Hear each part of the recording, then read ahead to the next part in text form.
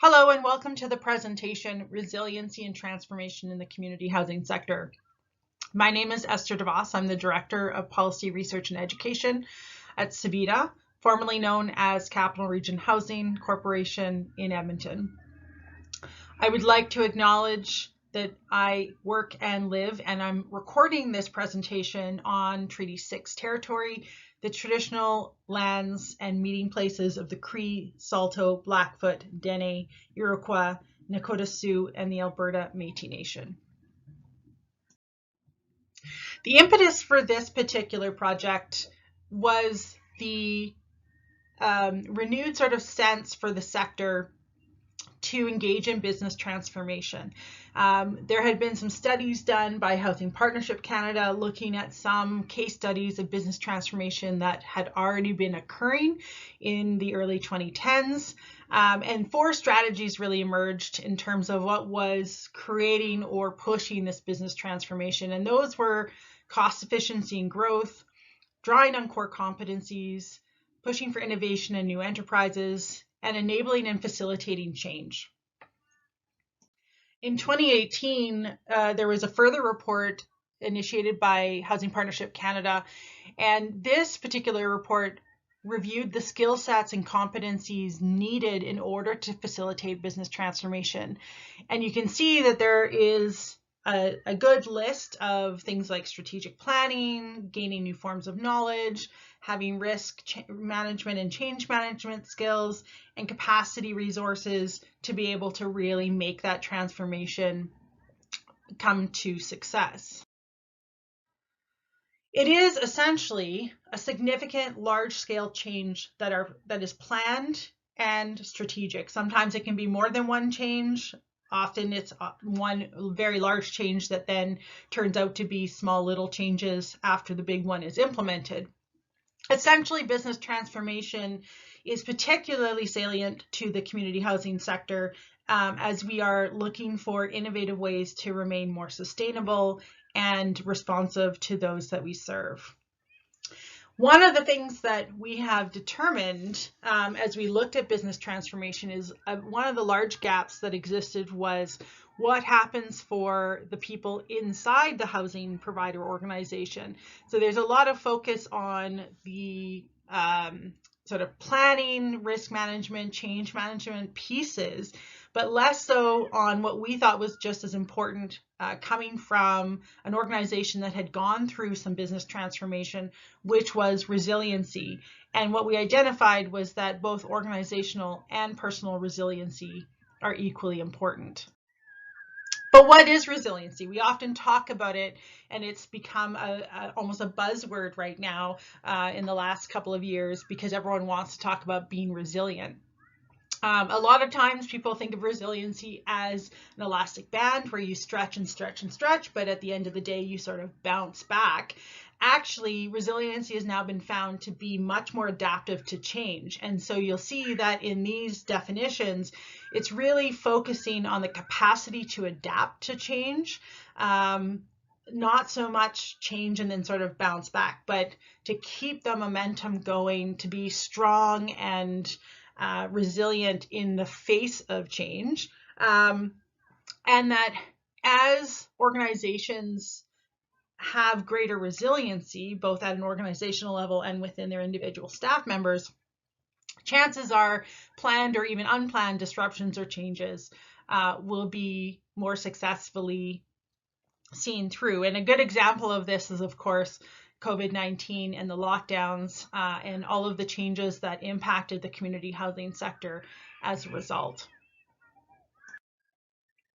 There are a number of different types of resiliencies. The first one, of course, that we think of is the individual resilience. So you put on your own personal hat and you think of what does resiliency mean at an individual level. And here is a certain definition that has been offered. I'm not going to read it out. One of the biggest things to remember is that resiliency on an individual level is not a fixed trait.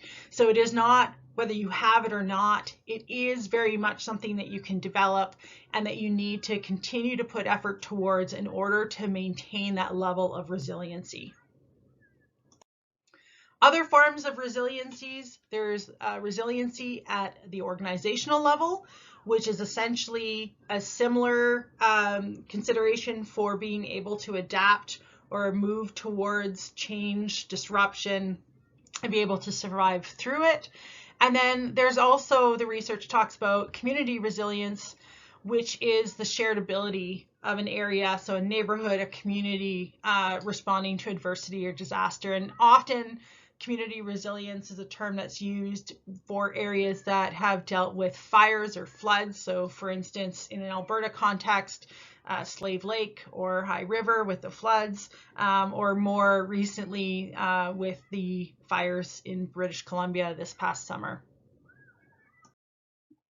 The research on resilience tells us a number of things about resiliency. And the first one is that it is not a standalone concept. And so it is really important when you're focusing on resiliency to also pay attention to organizational culture, change management practices, leadership practices, all of the things that go into an organization, but are not always necessarily then carried over when we're thinking of resiliency. As you can see, Parsons, we've had a quote here from them, which says that resiliency is not a tool or a methodology. It's an attitude, culture, the way we behave, our beliefs. And it's not learned overnight. It's not developed overnight. It is something that takes intentionality as well as a long-term view in terms of developing and building it and then maintaining resiliency. The second piece that's really important to remember is that resiliency exists both on the individual and organizational level when we're talking about it in the context of business transformation. And we've talked about the different types of resiliencies, and in the context here of business transformation, we're really talking about at an individual level the behaviors, thoughts, and actions that go along with well-being as well as mental health. And then from an organizational standpoint, being able to adapt to those disruptions or stressors, as well as those planned transformations or changes. So if you're planning on changing your information management system, for instance, or staffing model, those kinds of planned transformation or changes are often can be quite disruptive, can be quite stressful, even though they're planned and well thought out. And still something to be considered at an individual as well as an organizational level. Resiliency also consists of three main factors, and those factors: leadership, timing, and leveraging opportunities for change. And so it's really important to consider these three factors because you have to demonstrate leadership in order to be able to maneuver through that planned change. It's also important to recognize that it takes time to not only plan well, but execute well, and that there's all sorts of opportunities to leverage for change. And that also helps when it comes to resiliency.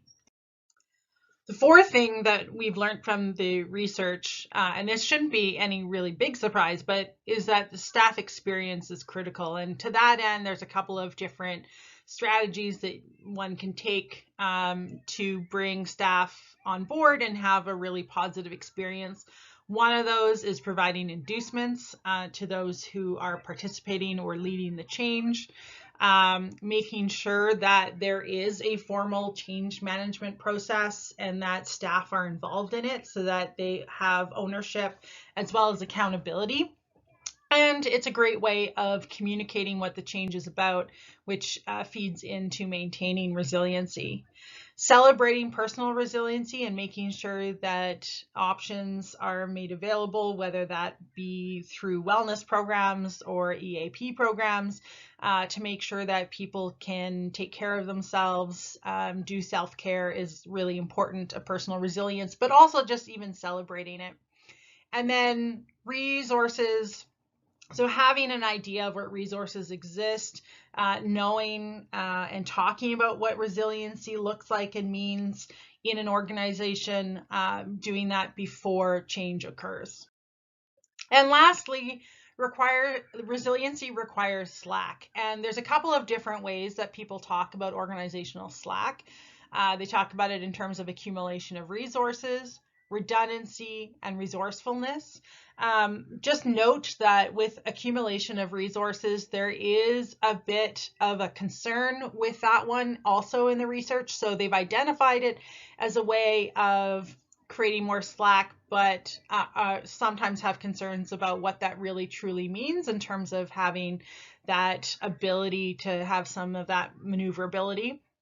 At the end of the day, really what's required is awareness of what is changing and how it impacts current operations. So having that forward thinking, advanced thinking, and being able to really see short-term, medium-term, and long-term.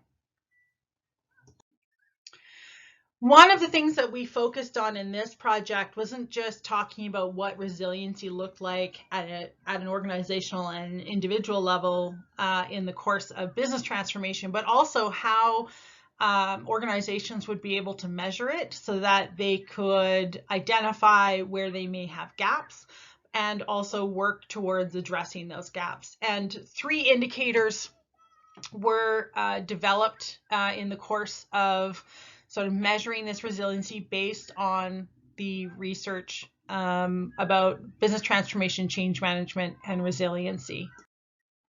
The first indicator is leadership and culture. So we developed a survey that was part of sort of the overall approach to measuring resiliency.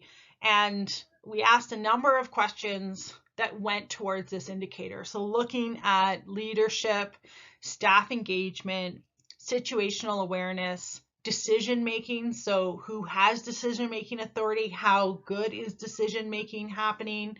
And then also innovation and creativity. The second indicator is around networks.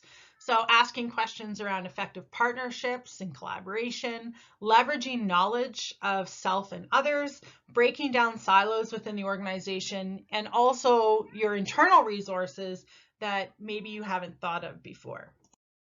And lastly, that third indicator is really checking in on those change-ready processes. So is there unity of purpose? Does everyone understand and follow the mission and vision of the organization? A proactive posture, planning strategies. So is there a clear sense of why we're planning, what we're planning? Is that well articulated and written out? And then also stress testing those plans. So making sure that really you're ready to engage in change and transformation. Keeping in mind that resiliency is like a muscle. So even if you measure it one day, go through a transformation, and then recognize that resiliency has made it all the way through, it doesn't mean that you can then stop there. This isn't something that's innate. It is not something that is fixed. It is like a muscle, so the more you exercise it, the stronger it becomes. And so the more that you practice, both at an individual level, organizational level, or even community level, the more resilient everyone together can become. Ways of supporting resiliency. This is really important when you're talking about helping support not only at an individual level or an organizational level. When it comes to individual or personal resiliency, we're really talking about problem-solving strategies. So being able to think through a problem and being able to deal with it in a positive light with good feedback. Also challenging negative thoughts. So being able to self-talk out of those negative and defeating thoughts and challenging them in a safe and psychologically beneficial way. At an organizational resiliency level, decreasing the stress through communication, multiple communication channels, many different ways of communicating, recognizing that individuals hear and understand information in very different ways and that sometimes they need to hear it more than once. And then encouraging contributions through communication. So making sure that there is an overall feedback loop so that it is not just one-way communication, but also people can ask questions or contribute their knowledge through communication. And that also means that there is growing resiliency at the organizational level. We are also working on a toolkit. Part of this project, the deliverable, is not only an article about resiliency in the context of business transformation, but also to provide a toolkit to help organizations working in the community housing sector to move through building and encouraging resiliency as they go through different forms of transformation. If you're interested in additional resources, there's also the following resources that you may want to look into.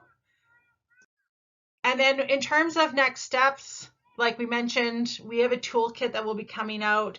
It's going to have worksheets, video training, a guide to business transformation. Really, this is about being a housing provider ourselves, working in the community housing sector, having gone through a number of different business transformations, and really wishing that we had a little bit more of a roadmap while we were going through this to focus on resiliency, especially for those staff. We've recognized that there has been a huge amount of stress, but also resiliency in this sector through COVID-19. In most cases, when people talk about resiliency in the housing sector, that is the first example that comes to mind, just because it's still so top of mind and people are still doing it day to day. But essentially, the world changed, went into lockdown. People weren't able to necessarily go about their regular routines. At the same time, the importance of home and housing became even more important publicly.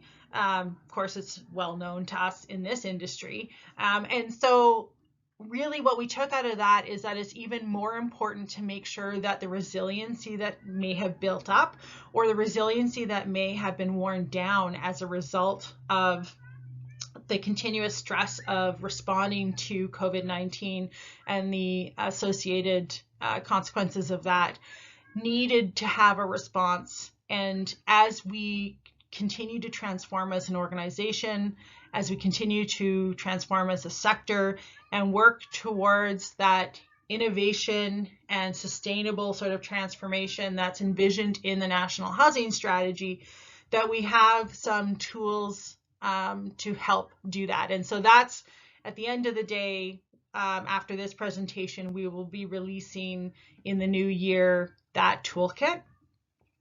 We'd also like to, before we conclude this presentation, gratefully acknowledge the funding that we received from CMHC to conduct this project and the research, and to everyone else who expressed interest in this project. Thank you.